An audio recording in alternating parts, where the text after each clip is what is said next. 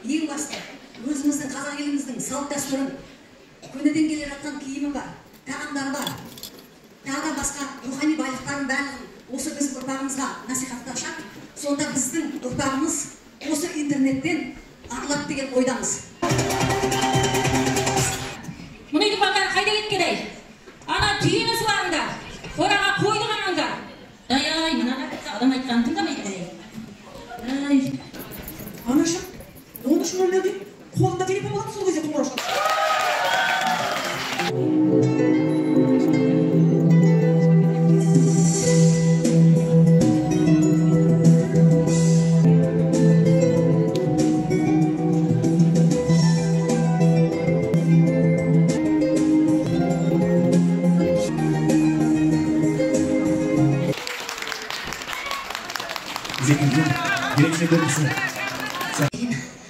Шараши, әзер келгенім ай.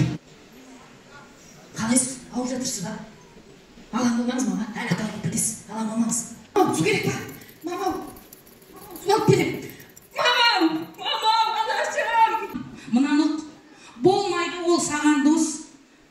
Күні бойы басалмай, уақытыңды құртпа бос. Ғаламтордың пайдасы, зияны ең қатар бар. Сондықтан да ақыл мен тек пайдасын таңдап ал. Ұрсып табайымыз. Өзіміз кейде интернетке телефон қарамақты болып, әр уақыт бір нәрсе көп бөлмей, мақтанға жібермей көреміз. Ойбай-ау, не дейді? Қандай сұмдықтар болып жатыр? Сұмдық-ай, не дейді? Алматы облысында жантүршігерлік жағдай орын алды.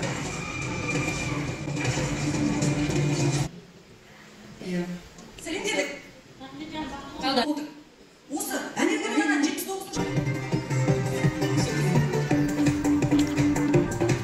Міне, осындай қоғамға пайдамызды тигізейін. Мысалы, қараңыздаршы, бұлардың қалмалы екен. Дәл алман екен. Мен тапта бәрін жинап қапсыңдар ғой. Шай ішіп жатсыңдар ма? Иә, апа.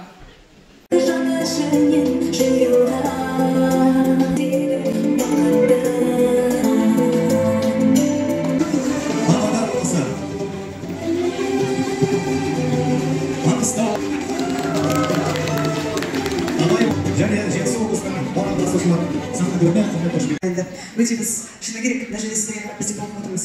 Керемет, көздің жауын алады. Жаңа үйге кірген уақытында жас семьялар, ямаса жақсы бір мекемелер ашқан уақытында соны жаңағы ағалар келіп, сол табалдырықтан бастап, босағаның түгел табалдырықтан бастап, екі жақтауыменен түгел майлайды. Келесі сұрақ, дайын болыңыздар. Күйізі жиһаздарын атай қойыңыздар. Бұл жерде кім қандай сұрақ? Айналасын барған күйізбенен көмкеріп, төбесінде түндігі болады. Қылтақ қоятынден айтып, аяқтап деп. Міндет түрде сақып қалады. Қанеді? Сосын Батымызға. Бер жақ.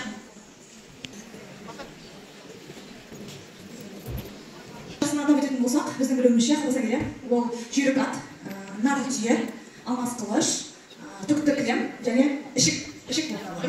Тымаққа салу дегенler бар қазақта. Тымаққа салу дегеніміз күні жетпей туылған нәрестені тымаққа салады, себебі бесікке бала бөлеуге кішкентай болғандықтан, тымақтың іші жылы әрі ыңғайлы болғандықтан. Абай атамыздың кітаптарында, шамаларында өлеңдерінде кездесетін дәстүрлердің бірі. Өлеңіміз қашықтық.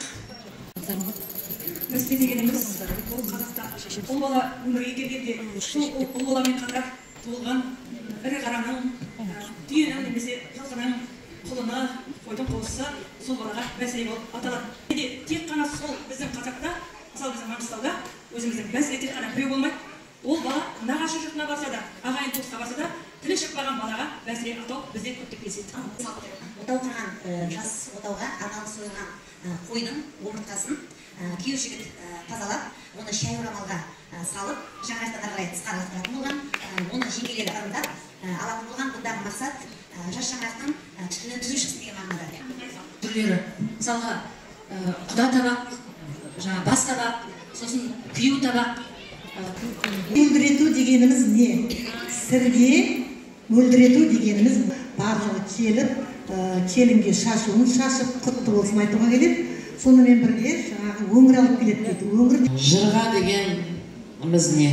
Ақыт сияқты қымбат маталардан тақия жасалып, бетіне алтын мен аптап күміспен күптеп, ақық, маржан, гауһар, жақұт қондырғысы көп. деген мақалды дегеніміз не дейді, соны ашып түсіндіріп берсеңіздер. Бір-бірімен біте қайнасып, сыйласып, әр мереке мейрам тойларда бір-бірімен құрметтесіп, ең үлкенінен кенжесіне дейін жақсып, жан-жаққа тартпай, ортақ шешімге келіп жүріп. Қынағы бармақ атауы кімге айтылған? Бармақ деген атаудың толық жауабын айта алмасам да, балама мағынасын айтып көрсем бола ма? Болады, жақсы болса. Ел болам десең, бесігіңді түзе. Бұл мағыналы және терең сөз. Әрине, біріншіден, бұл отбасыға айтылған сөз. Отбасы бұл мемлекетіміздің кіші моделі. Осы абысын ажым шарасы үлкен маңызы зор шара. Алдыңғы жылы мен алғашқы рет осы үлкен осындай шара туралы естіп республикалық байқау өткенде, сол кезде біздің облысымыздан бір топ әжелеріміз, апаларымыз, келіндеріміз барып қатысқан болатын. Әжелер, апалар, келіндер, сіздердің қолдарыңызда бүкіл әлем деп айтуға болады. Сіздердің жүректеріңіздің жылуының арқасында біз ер азаматтар күнделікті қуат алып үлес қосып келе жатырмыз. Сондықтан елбасымыз үшін, облысымыз үшін ерекше жыл. Қаланың 60 жылдығы, облыстың құрылғанына 50 жылдық атап өтіп жатырмыз. Әрине, басқа қалалармен салыстырғанда бұл үлкен мерзім емес. Біздің қаламызды теңіздің қақпасы деп атайды. Кешегі арнайы тапсырма берген болатын. Біздің қаламыз туристік бағытты дамытып, келген қонақтарға жайлы жағдай жасауымыз қажет. Қаймағы бұзылмаған салт дәстүрді ұстаған киелі мекен. Міне бүгін қаншама апаларымыз, әжелеріміз қатысқан сайыста біз көріп жатырмыз.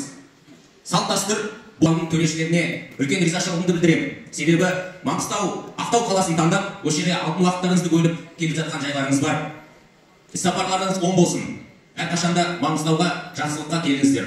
Соны дайындап қойдық. Енді соны осында командалардың төрағалары және де осы арнайы жюри келген сол сіздерге табыстауға рұқсат етіңіздер. Барлық төрайымдарды Атырау облысы филиалы. Жетісу облыстық филиалының төрайымы Мұстапова Гүлназия Сағытбекқызы. Қошеменде отырайық ағайын. Атырау облыстық филиалының төрайымы Арман Нұргүл Сәлімбекқызы. Ақтөбе облыстық төрайымы Мәсина Сәрсенбайқызы.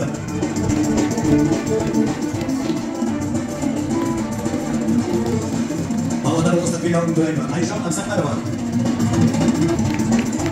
Сонымен қатар Абай облысының филиалының төрайымы Райхан Бұқайқызы.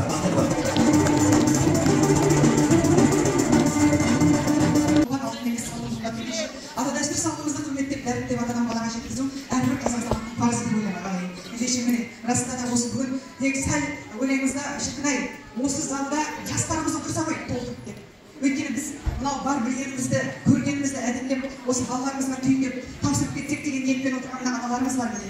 Сондықтан да келесі бұйырса келесі жылдары осыны құлақ қағыс ретінде ұйымдастырушылар өзіме де қарап отырмын, жастар, мектеп оқушылары, үлкен жаңағы сыныптың оқушылары және университеттің студенттері шіркін осы жерде отырса ғой деген бір ойлап отырмын. Болашақ ой жіндірген адамның өмірде жолы болады, оны өздеріңіз білетін шығарсыздар.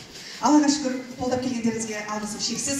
Ендеше мен де бүгінгі осындай кештің шыны керек керемет осылай өтуіне, қазақ далаға дәстүрге жолдың мүшелеріне алғысым шексіз және өзімнің төрайымдарыма рахмет айтқым келеді ерекше. Етіп жатқан сіздерге алғысым шексіз. Етіп жүрген ханымдарға Ләззат Сүлеймен әпкемізге, Ләззат Қожахмет әпкемізге және құрдасым жаңағы Бибігүл Жексенбайқызына алғысым шексіз. Республикалық абысынажының сайысына өз облысы қаласы атынан қатысушыларды шығармашылық тұрғыдан дайындап, ұлттық құндылықтарды дәріптеуге қосқан үлесі үшін алғыс хат жариялаймын. Облысы төрайымы Абсаттарова Айжан хатқа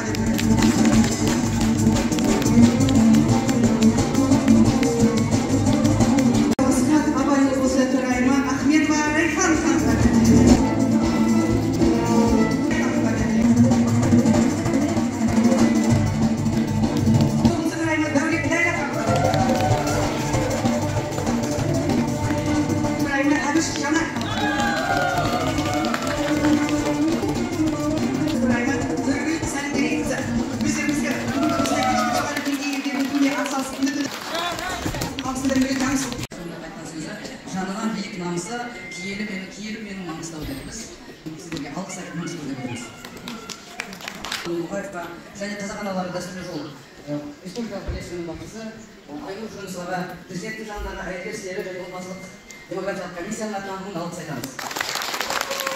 Ұлықбек Налиев бауырымыз Ақтау қаласының әкімі ретінде үлес қосып отыр ол жерге. Сіздер біздің келгеніңізге рахмет айтып қой. Шын мәнінде ол сіз бұнда келіңізші, өйткені сіз қасымызда тұрмасаңыз болмайтын сияқты. Келген себебіміз ол мына Ақтаудың абысындарының арқасында. Былтыр республикада бірінші Айнұр Жүгінісова өткен кезде Жауыновтардың әулетінің абысындары Астанадағы бізді салтанаттан түскен. Сондықтан да қымбат апа, егер шашысы кетіп қалғанша қымбат апа, айналайын қымбат апа, өз 9 баламен Қайнының 9 келініңді алып, Астанаға барып, Астананың жұртына өнеге көрсетіп қайтқаның үшін алғысымыз аз болады біздің. Алла тағалаға сізге шапқылап осындай елдің алдында, елдің анасы болып жүріңіз қазақта. Біз тілектеспіз, рахметіміз, алғысымызды айтамыз. Сіз де аналарымыз тұрғанда біз ел боламыз. Сонымен қатар Ұлықбек Налиевке түркі жылдының орталығы болғанымен комиссияның құттықтауын білемін. Және шаршамай тұрған барлықтарыңызға, және бізді сынапта қолдап отырған ер азаматтарымызға бір қол соғып қояйықшы. Ерекше. Өйткені біз кімнен алдын өнер көрсетеміз. Осы азат келген Абай облысынан Жакият әулетінің келіндеріне, Ертістің еркелері командасында бұл болса, солай қалған Ақтөбе облысынан Бақтыгереевтер әулетінің келіндері, Ақтөбе аңғарына бір қол соғып қояйық. Ескелді Құлатай ата әулетінің келіндері тату абысындар екенін көрсетіп, әсіресе мына чаттап отырғанда, қазір чат арқылы ғой, әулетінің келіндері, мына супер келіндер. Бұл кісілер салмақты қарым-қатынастарымен қатар үлкені бар кішісі бар мың бұралған бейші екенін көрсетіп елдің Маңғыстау облысынан Бітімдер әулеті, былтыр Жауыновтар әулеті бірінен көрсетеді. Біздің сөзсіз мықты жердің, мықты елдің абысындары Бітімдер әулеті, Мәшһүр Жүсіптің, анау Сатпаевтың ауылынан келген Рахмет ата әулетінің келіндері, Ақбеттеу асылдары, абысынның бір адамның ғана әулеті төрт абысын келді ғой. Салмақты, салиқалы, керемет құнды әңгімелерін көрсеткен бізге Ақбеттеу асылдарына бір қосып қояйық. Отыр Абай облысына.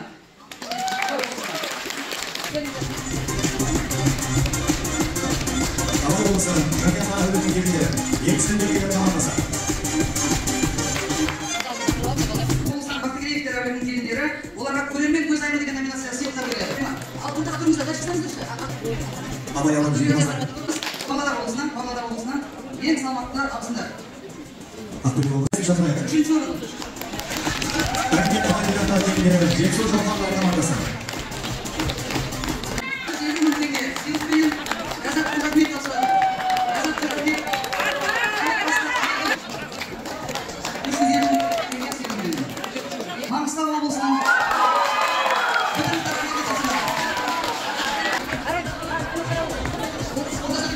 облысына белгілі дүниелерге қатысушыларымыз бұл болсын дейік. Ал енді біз шешіп шығарып отырады ғой енді. Бүгінгі барлық жұмыс солай болды. Сондықтан да біз гран-при